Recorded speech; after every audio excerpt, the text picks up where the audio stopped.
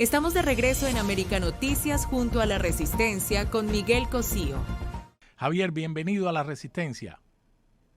Muchas gracias, Miguel, un placer. Te estaba Oye, escuchando. yo sé que no has parado en el día de hoy, entrevista tras entrevista, tu trabajo es ese.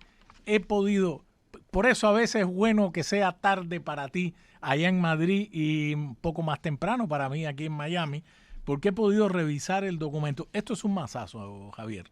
Esto es un masazo. Esa bandeja que ustedes ponen ahí, la bandeja de metal, que muchos cubanos, millones de cubanos alguna vez en nuestras vidas comimos con ella, la imagen lo dice todo. A mí lo que me llama la atención, Javier, es cómo ustedes documentan, y quiero que le expliques al público aquí en Miami y todos quienes nos escuchan. Primero, Cuba es una gran cárcel. Es decir, de la población que hay en Cuba, si no es la primera, decía yo, es la segunda o la tercera, 90,000 reclusos en total. Ahora, el dato importante aquí es lo que ustedes señalan, que estos reclusos sufren daños irreversibles por desnutrición forzosa. ¿Por qué forzosa? Pues mira, Miguel, hay 90.000 presos en Cuba. Eso lo ha documentado World Prison Brief de Londres. Y lo documentó con un trabajo que nosotros le hicimos, una documentación que ellos verificaron del Ministerio del Interior, donde se detallaba absolutamente todo, el número de presos, los condenados por delitos, absolutamente todo. Bueno, y a partir de eso, sabiendo que hay 90.000 presos y que Cuba tenía 9 millones y pico en el último ONEI, tenía 9 millones y pico de habitantes, pero iban decreciendo más de 300.000 al año y de hecho en 2021-22 fue muy superior. Lo que se deduce es que tenemos 9 millones de personas en Cuba aproximadamente. Es decir, el 1% de la población está en prisión. Esto supone 140 veces Alemania, o sea, perdón, 140, 14 veces la tasa carcelaria de Alemania, el doble que la de Estados Unidos prácticamente, y un largo etcétera. Es el segundo país del mundo y solo le gana un país que acaba de librar una guerra, que es El Salvador, ¿vale? El resto, en el resto de los países, gana por goleada, ¿no? Goleada represiva, como es el régimen. Y bueno, es desnutrición forzosa porque no les dan más comida. Les dan un desayuno que consiste en un trocito de pan así, una cosita así, no más, redondito, un asquito, por cierto, un té que no saben si es té o qué hierbas lleva, y además tiene una altura el té de una cosita así, en un vasito, una cosita así, nada, una porquería, ese es el desayuno. La comida es, el almuerzo es lo que hemos visto en la bandeja, ¿vale? Que tiene 50 gramos de una cosa, 30 gramos de otra y 70 de la otra. Un desastre absoluto. Y luego repiten a las 3 4 de la tarde, repiten la cena. Cuidado, esto en el mejor de los casos, porque ya sabemos que hay prisiones en las que están dando solamente una comida, no dos, ¿vale? Ya sabemos que eso pasa habitualmente. Bueno, pues hemos elegido el mejor caso y hemos analizado nutricionalmente con expertos todos los componentes que esa comida tiene. Y supone entre 250, entre 250 y 353 kilocalorías al día. Cuando un hombre sedentario, adulto, sedentario, no deportista, debe consumir para estar sano unas 2.500 kilocalorías. Fíjense que es el 10% prácticamente. Pero es que para sobrevivir, el ser humano necesita más de 1.000 kilocalorías al día. Para sobrevivir. Y estás hablando Entonces, lo que de estamos... 251. ¿Eh? Estabas hablando de 251. Si el ser humano necesita 1.000 calorías al día para vivir, tú mencionaste la cifra de 251. Sí, entre 250 y 353, Dios efectivamente, santo. kilocalorías. Pero esa es la dosis de supervivencia, 1.000 y pico kilocalorías. La dosis, digamos, mínima recomendada son en torno a los 2.500 kilocalorías. Es decir, lo que significa es que los nutricionistas que hemos empleado nos han detallado un montón de enfermedades que se producen solamente con meses de esa dieta. Y es una dieta forzosa, es la única dieta que tienen por eso es forzosa, porque están en prisión, están en manos del gobierno, que les ofrece esa porquería, esa miseria. Pero es que si lo llevas a años, te digo, Miguel, que los médicos nos han dicho, mira, no lo vamos a poner en el informe, porque, digamos, nunca podemos, digamos, sentenciar que esto es así, pero esto es muerte prácticamente garantizada en años. ¿Por qué no se mueren? Bueno, pues no se mueren porque los familiares le llevan comida, porque los familiares saben que si no le llevan comida se mueren, ¿eh?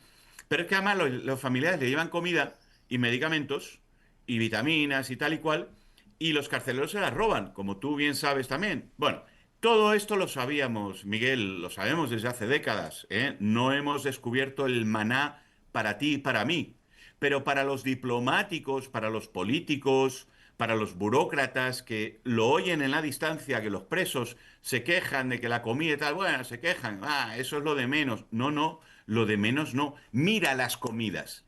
Y luego me decía hoy José Daniel Ferrer, me decía, no, no, y no solamente el asco de la pinta que tiene, hay que olerla.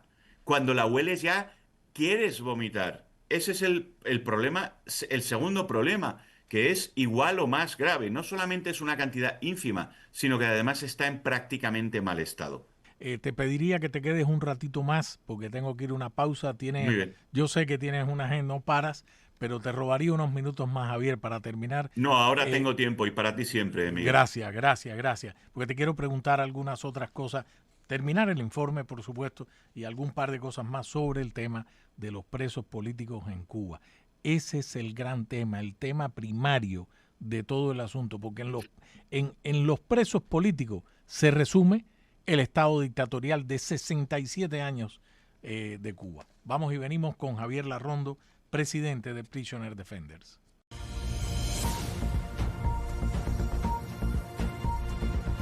Estamos de regreso en América Noticias junto a La Resistencia con Miguel Cosío. Bueno, continuamos aquí hablando con Javier Larrondo, presidente de Prisoner Defender. Este informe que es un masazo. Yo quisiera que Claudia Sheinbaum, Lula da Silva, Gustavo Petro, Pedro Sánchez, yo quisiera que estos señores leyeran este informe incluso por arriba. Javier, una pregunta.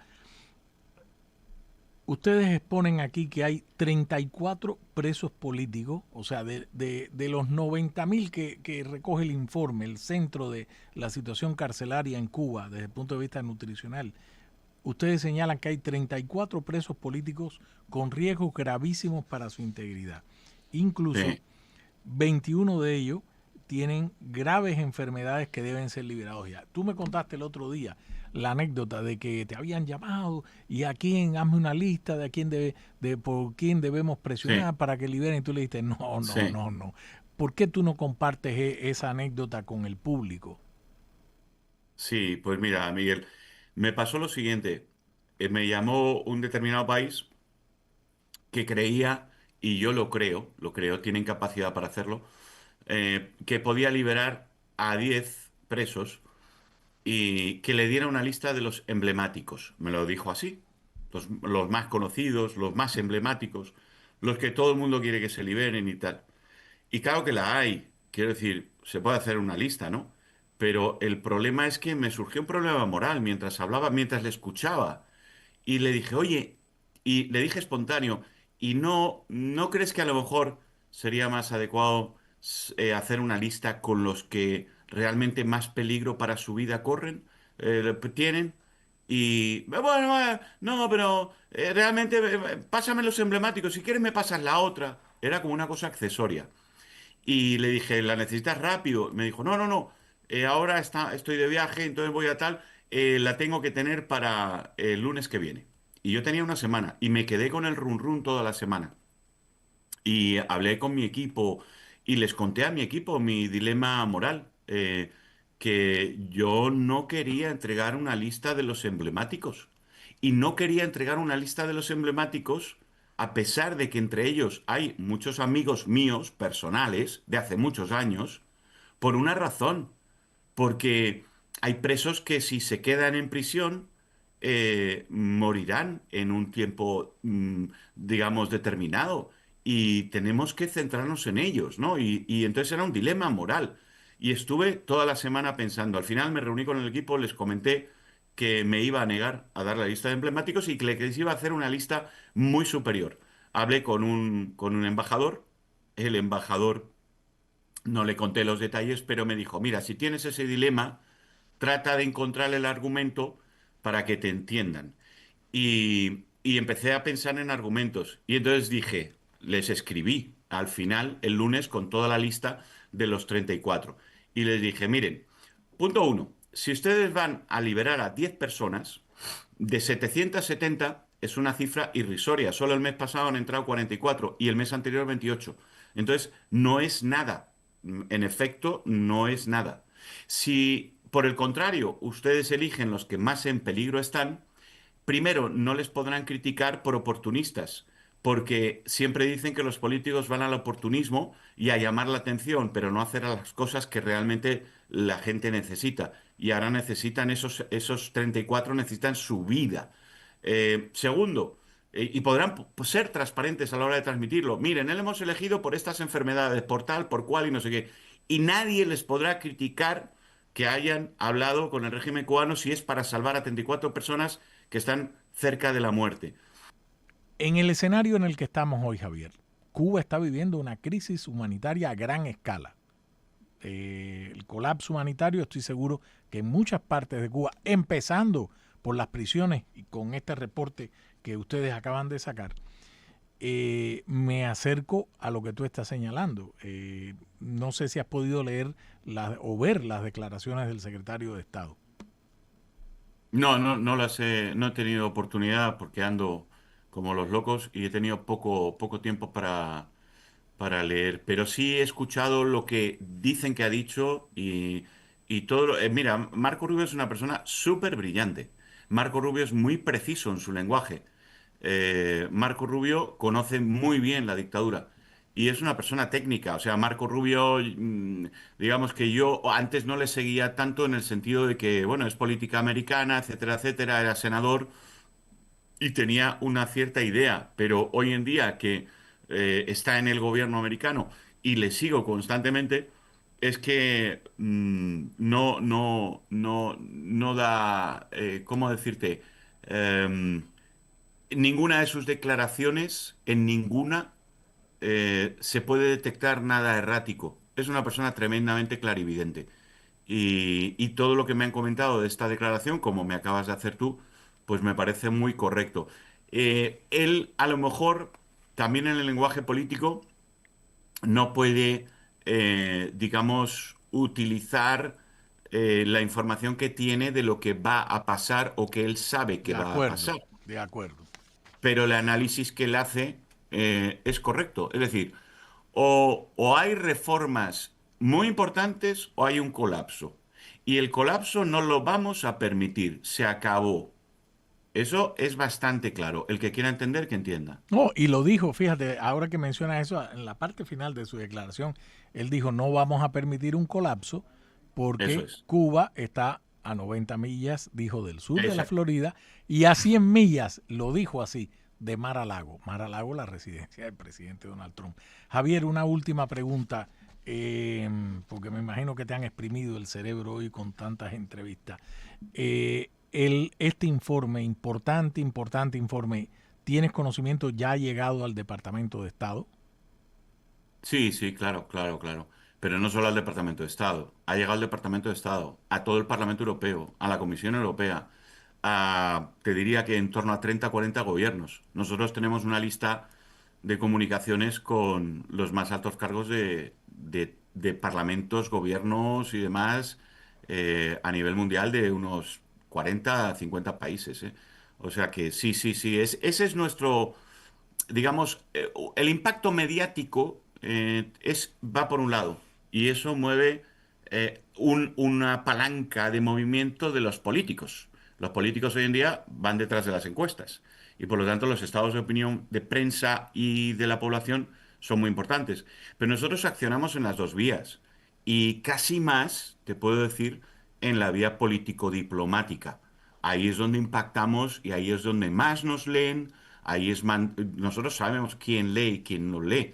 Y ahí sabemos que tenemos una acogida muy importante y que todos, digamos, respetan el trabajo que hacemos y lo toman como serio y fiable. Y por lo tanto, el informe este es tan demoledor que habrá muchos que ganarán fuerza en su acción diplomático-política y otros que tendrán que esconderse un poco. Y a lo mejor alguno habrá converso diciendo, uff, lo de Cuba es indefendible. Tiene que haber algunos de esos.